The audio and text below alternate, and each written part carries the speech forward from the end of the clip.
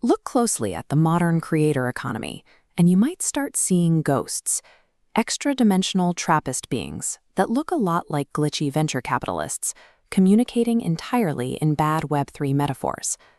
Underneath the neon vaporwave aesthetics and sentient shoe cults, there is a very real exhaustion. Builders and creators are facing a collective identity crisis, trying to find purpose in a digital space where every interaction, every piece of art, is immediately reduced to a token. The mechanics of these platforms are entirely straightforward. They offer exposure in exchange for complete control. They harvest creator IP, lock the resulting work behind opaque algorithms, and extract the financial value without offering any stability to the people actually making the culture. All that chaotic post-crypto sarcasm we see online is a coping mechanism. It is the natural reaction to an economic system carefully designed to eat the artist alive. To fix a broken digital reality, look away from the screens and back to physical geography. The search for a real foundation starts here, on actual dirt. The requirement for this new ground is specific. We need locations where live performance and creation are treated as active contributions to local culture, rather than raw data to be extracted by a distant corporation. By stepping out of the digital noise and anchoring these efforts in physical sanctuaries, builders ensure the base layer of this new culture remains intact. If the ground level is healthy, everything built on top of it resists corruption. The Weird City Doctrine maps a society split by access. It identifies a clear divide between stability and creative survival, stripped of labels or morality plays. Look at the structures above the line. Living up here means you have direct pathways to capital, resource security, and distribution networks. Your work is visible, and your income is stable. Now check the space below the line. This is where the actual culture is produced. Creators down here generate massive amounts of energy and value, but that value is systematically siphoned upward. The people doing the work are left entirely cut off from the wealth they generate. The Weird City Doctrine acknowledges this divide and builds a framework around it. It provides a digital and physical sandbox designed to make crossing that line entirely navigable for the people trapped underneath. Tyāga functions as a nonprofit ignition point. It catalyzes community-driven projects and connects builders to capital, then steps back once the system is lit. It uses Web3 architecture, specifically decentralized storage and NFT minting, to solve the IP problem. Instead of locking songs behind a $65 copyright fee, creators mint their live performances directly. This creates a permanent, transparent proof of authorship that platforms cannot rewrite. To make this work, Tyāga is establishing physical hubs in performance-rich environments globally. Take Lisbon, Portugal, for instance. It offers a low cost of living, a massive Afro-diaspora music scene, and an environment highly receptive to Web3 integration. Then look at Accra, Ghana. It serves as the Afro-pop core, driven by a youth movement demanding cultural ownership over their own sound. And to anchor this legally, you need a sturdy European bridge like Berlin. It provides Web3-friendly legislation and a culture rooted in protest. When you connect these hubs, you create a synthesis. You bridge the spiritual tension and release rituals of dub music with the celebratory call-and-response energy of Afropop. The result is a global, performance-powered platform that breathes on its own. The current fragmented system has reached a point of total unsustainability, pulling Weird City into existence by necessity. It functions on a kind of retro-causality, an inevitable response to a broken present.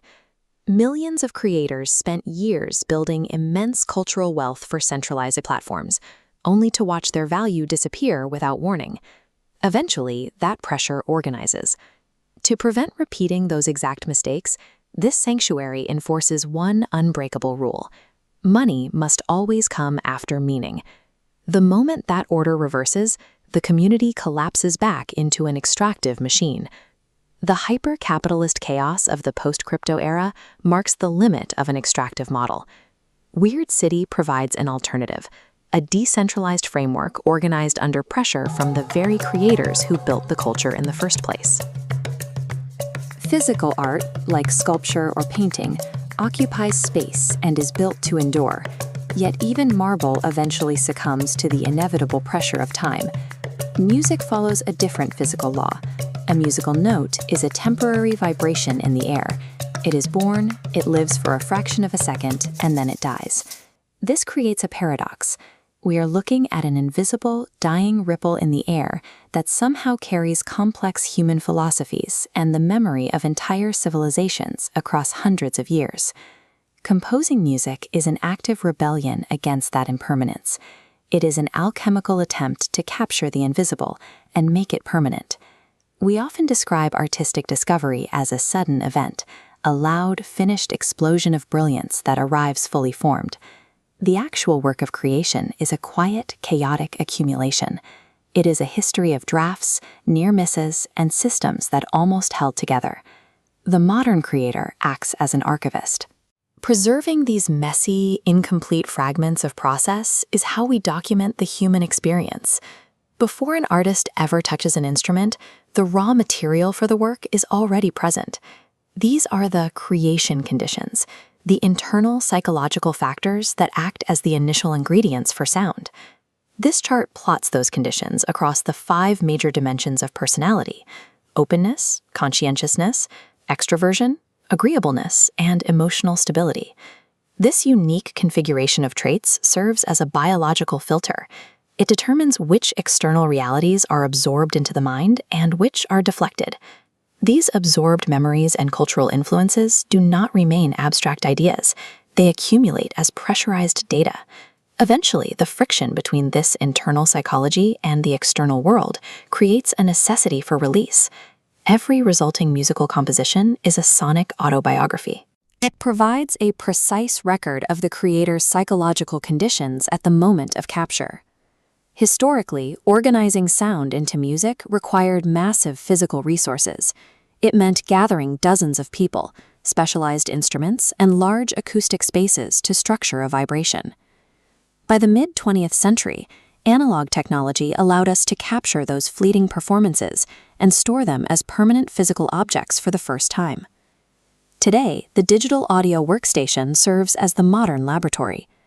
It is a digital alchemical apparatus designed to manipulate the structure of time. Modern software allows a producer to pull disorganized, chaotic emotional inputs onto a mathematically precise grid. The deleted tracks and alternate versions left behind on a hard drive are the physical evidence of this transmutation. They document the exact steps taken to turn thought into sound. Technology does not replace the artist. It functions as a microscope that organizes and amplifies the human spirit so it can be preserved. The specific moment that sound becomes music occurs at a point of alignment. It is the threshold where internal emotion synchronizes perfectly with an external sonic form. This is a measurable shift in physics. A subjective thought is transformed into a frequency, locking the creator's experience into a repeatable vibration. When a listener encounters this frequency, their own physiology begins to respond to the rhythm and tone the producer selected. This alignment fulfills the alchemical intent. The creator's internal state is no longer an isolated thought. It has been reconstructed inside the mind of the listener through the medium of sound. This deep blue isolation in the solar system provides a parallel for human archives. We are looking for signals in a vast, silent space. Scientists look to Chiron, a drifting, unfinished celestial body, as a relic left behind from the early systems of our universe. The finished tracks and messy digital drafts on a producer's hard drive serve the same purpose as Chiron. They are deliberate signals left in the dark for a future traveler to find. Alchemy was never about turning metal into gold. It is about leaving proof of orbit, evidence that a human mind was here, felt something, and successfully built a monument out of thin air.